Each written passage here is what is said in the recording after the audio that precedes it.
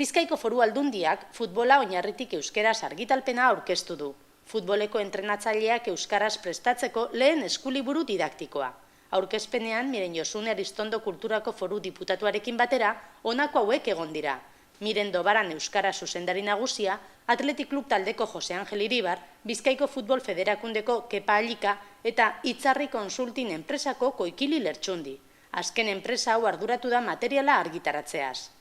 Liburuak 6 kapitulu ditu eta gai hauek aztertzen dira besteak beste.